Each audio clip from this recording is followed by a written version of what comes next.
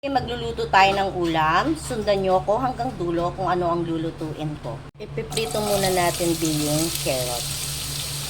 Okay na yung carrots, hahanguin na natin at ililipat. Sunod natin ang patatas. Ngayon, okay na yung patatas, hahanguin na natin. Iprito din natin din yung bell pepper. Prito natin, hanguin na natin siya.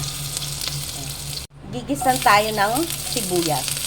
Isunod natin ang bawang. Ngayon, pag okay na yung bawang tsaka sibuyas, lalagay na natin ang pork giniling. 1 kilo pala to mga beef. Okay na yung giniling, ganyan na yung kulay. Lalagyan na natin siya ng 2 kutsarang toyo.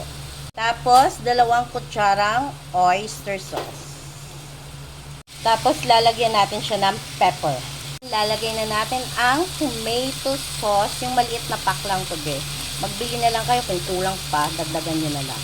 Adjust lang. Lagyan natin siya ng 1 cup na nawasa. Malinis to be.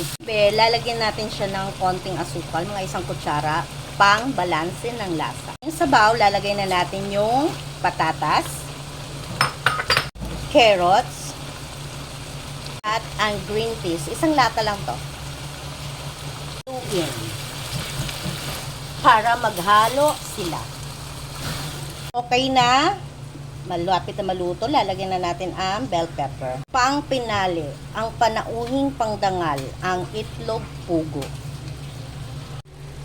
Ayan, luto na ang ating ulam ngayon. Ngayon, B, kung nandito ka pa sa video na to, ano yung panauhing pangdangal natin?